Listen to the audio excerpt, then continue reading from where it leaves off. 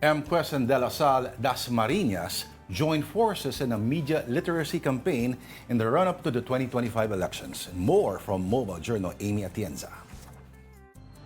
Selyado na ang partnership ng MQuest Holdings at De La Salle University Dasmariñas para sa Think Ka Muna, isang media and information literacy sustainability program para sa mga estudyante.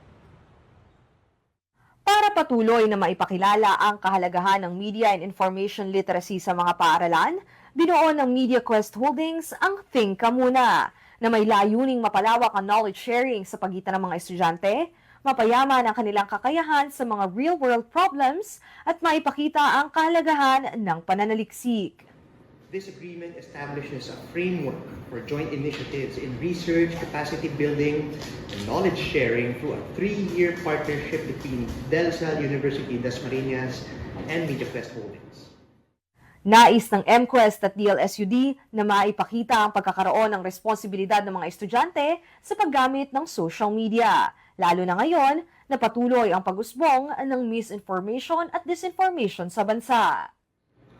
In the rapidly evolving digital landscape, the ability to discern truth from falsehood and to engage responsibly online is no longer a mere advantage. It is a necessity, and this partnership recognizes the vital role that education plays in equipping our youth with these essential skills. Plano na rin ng DLSUD na maisama ang Think Ka Muna initiatives sa curriculum ng kanilang high school subjects.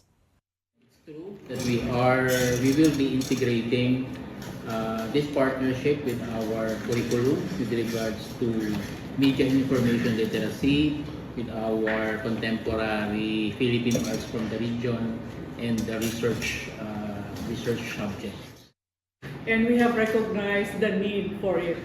While I think gone are the days when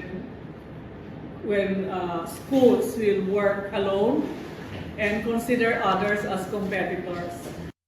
Mobile journalist Amy Atienza po, hatid ang muka ng balita.